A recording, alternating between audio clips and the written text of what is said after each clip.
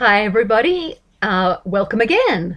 Now I wanted to do a follow-up to yesterday. So what is on the menu? We're going to be talking about the solar eclipse. This is not my main broadcast on the solar eclipse because it covers something separate that I've noticed about it that I feel is important and relevant.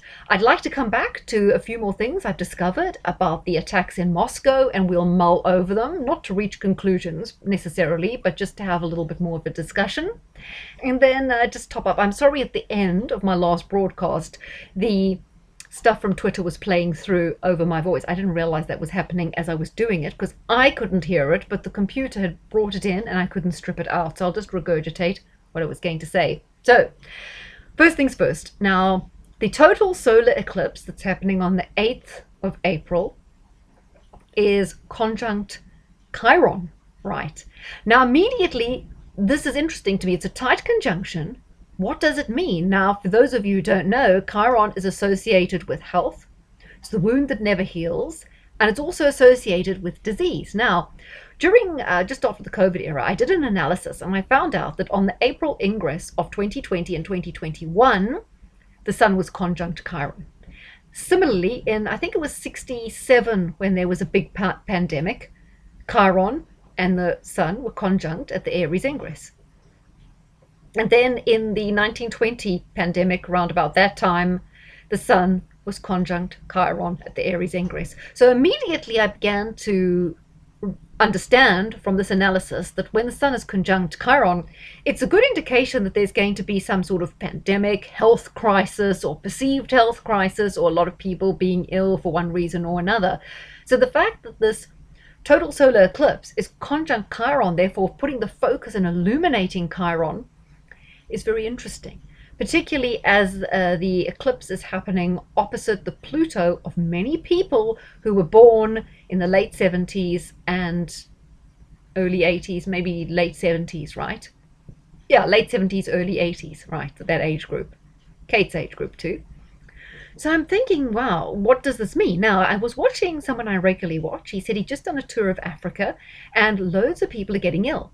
Then he came back to America and he says he's experiencing loads of people getting ill. Now, he believes through his sources that this is the wave two. This time they're really going to take notice, what Bill Gates said, right? That's what he thinks. Now, I'm not really sure, but I think it's something we should keep an eye on. So get stocked up again on all your vitamins and supplements, guys, just in case, because this astrologically, this could be something. On the other hand, I'm thinking, people like, the John O'Looney's, many people in the alternate sphere, Sherry Tenpenny and all that, they said that the effects of this would really kick in between 3 to 5 years. So maybe we've reached that particular period. We also know that next year, 2025, is the year when the Deagle says certain countries, particularly England and Ireland, the worst, also America, European countries, and then also Australia and some others are going to have dramatic decreases in population. So I'm just kind of wondering. So that's certainly something for us all to pay attention to. I'm going to return to a few things about Kate, but let's look at this. Now, I had some messages from subscribers saying that Moscow's bustling and there's no problem with empty units. Yeah, fair enough. I only said that about the empty units because the son of the man who owns the Crocus Center had said in 2022 in a report to Reuters that retail was suffering and malls were struggling because of the sanctions. Maybe that's not so anymore, right? I don't think it's a major thing because we don't really know what this terror attack is about. I was just looking into it and seeking greater clarity and some things that would help us figure it out. Now, one of the things I noticed when I saw the clips, I don't know if I mentioned it on the last one, was as people are leaving, they're not wearing their coats, right?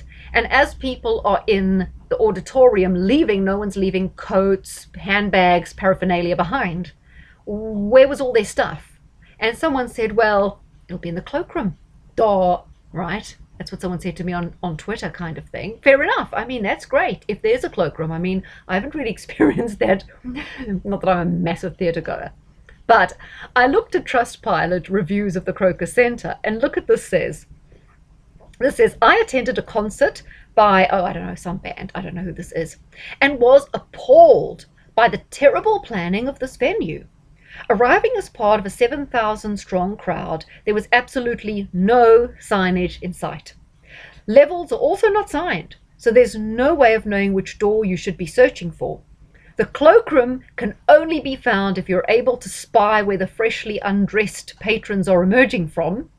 Ushers at the doors are unable to scan tickets, and because they are inundated by lost and confused people asking for directions, right? They can't scan tickets because they're inundated with these lost people. Seats were uncomfortable, the performance was great. After the concert, thousands of people are forced down a 2-person escalator, causing an incredible crush. When I asked the staff where the staircase was, they told me there wasn't one. I would hate to think what would happen in an emergency. Funny, hey? And she says, as someone who works as a theatre manager, this is shocking and dangerous planning for such a large and prolific venue. Interesting that this was pointed as an extremely dangerous place to evacuate from if there was ever a problem. Note the cloakroom's very hard to find, so loads of people there might not have had any place to leave their stuff. So where was their stuff? So I was right to be suspicious that they all just in their tops and jeans and they don't have coats with them, because apparently the cloakroom's hard to find and it's very hard to get out of. Now, that's odd. So obviously that venue was ripe for something really crazy happening. Okay, this review was written in January 2017. We don't know if there were improvements since. Okay. Now the other thing which I found was quite interesting, and it's here on X. Now we are entering the holiday of Purim, which was March 23rd this particular year. Purim relates to the book of Esther, and it's about the Jews overcoming the Persians in some sort of, well, you can read all about it on Wikipedia. I don't want to get too. It was Esther, who was kind of like a beauty queen who seduced the king and whatever, and she helped save the Jewish people from annihilation at the hands of the Achaemenid emperor named Haman, right? So anyway, so what happens in the Jewish tradition apparently is that every Purim they eat triangular pastries shaped like an ear to represent Haman's ear. Haman being the emperor who was kind of overcome, tricked, and they fought against. Now, comes up today that there's graphic footage showing suspect in Moscow concert attack being force-fed his own ear. Isn't that weird? It's Purim and he's force-fed his own ear. Crazy. So yeah, I just thought I would add those little bits and bobs about the Russian attack. And now we will return to what I was going to say yesterday. Now, when it comes to the Kate story, I've always noticed that the British press love a health saga. From the moment that I came here, because this isn't so in South Africa, or wasn't back then. But every time you turned on, particularly BBC News, because then it was way before the internet, it was always some health drama. If it wasn't some painful clip with Jerry Adams in it, because that was the big thing at the time as well, you had to watch a hospital, and they'd always have what I would call morbidity. They're always talking about, oh, cancer, AIDS. It was always a real downer. So you turn on, dinner time, you watch the BBC News, which I never did. I stopped watching it then. I never wanted to watch it again. They had to put on this health morbidity. And you note how they still love unfolding health sagas, like we had with Kate Garraway's husband with the long COVID, whatever. And it went beyond any normality, the extent and the kind of obsessive moroseness of the coverage. Similar, there was this girl, Deborah James, who apparently wasn't a very big celebrity, some sort of health blogger, and the next thing she had cancer and wasn't doing very well, and the newspapers covered her excessively to the point where we were dragged into the misery of the whole thing. But then there was this twist where she had fancy lingerie on and was taking kind of seductive pictures of herself in the hospital, whatever it was. It was a little bit, I felt inappropriate, but I was always going to say, oh, are they thinking of doing a program, I'm a celebrity, get me out of the hospice? I mean, that's black humor, maybe, but my goodness, the way they carry on, it could be so. So I sometimes wonder if there is an attempt to traumatize people with this and to make people more neurotic, more likely to seek help, and it's unhealthy. it's very, very negative, and it encourages people to believe that they have to have these interventions all the time. And I think it feeds in to the whole narrative we saw during COVID with this, the health narrative that they like to push and put on people, and it's quite unhealthy. So I feel that already it's starting in terms of the Kate thing. There was an article like this before on Twitter about, I think it might be there if I pop back to it. Might be. Um, this one. They having other stories where they found other women who, yes, they had the same experience as Kate. They went in for routine surgery and they discovered something.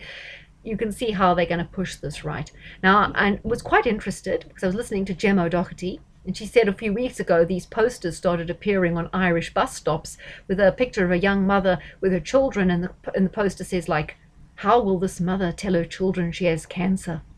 Now, who wants to see that? Children should not see that. I'm sorry, when they're standing at the bus stop. It's not something I liked. As a child, it affected me. I didn't like it, seeing that kind of thing. I don't think it's necessary. But now, I noticed in the paper today, one of the stories they're going with in the Mail is what is the right way to tell your children, and they're basing it on what Kate said about they told the children in an age-appropriate way. So do you see how funny the bus posters made in Ireland, and then Kate mentions that in her speech or whatever it was, okay, and now there's an article on it. So I can see, we talked about Chiron, the solar eclipse. We talked about it in terms of more pandemic flu virusy stuff, but is it actually going to be a pandemic of like cancer because of, well, you watch my channel so you know what I think further. I don't have to elaborate. And the Kate thing is part of that. Yeah, okay, let's not go there too deeply because it's going to upset people to speculate. I'm not speculating or anything. I'm just saying there's a celebrity thing happening, and there's a real life thing, particularly in the offing, and a whole lot of PR mixed in with that, and a lot of trauma-based mind control and programming going in, mixture of all the stuff going on. So I thought that was interesting, guys. By the way, I don't know if you saw this. By the way, do follow UNN David Clues and watch him on Rumble. UNN, Unity News Network, David Clues. I feel he's quite good. He was just posting about, I don't know if that is on there. I don't know if I told you guys about this. Let's go back and I'll tell you. On the 28th of January, the Royal Range Rovers were spotted in a convoy heading for the King James VII Hospital, where the royals go, where Kate and Charles just were, and where they all have their babies, since Diana had the babies there. It's always the place the royals go. So on the evening of the 28th at 6:30, people noticed this royal convoy. Now, we still don't know who that was. I mean, most ostensibly there was something to do with Charles or Kate. Certainly wasn't, the Andrew's side or Sophie's side or anything like that. So there's definitely more going on. We don't know about it. We only know what they're showing us. And of course, the skepticism continues to roll on that. So I just wanted to alert you to all that. And I have another one coming. Hope you'll enjoy it.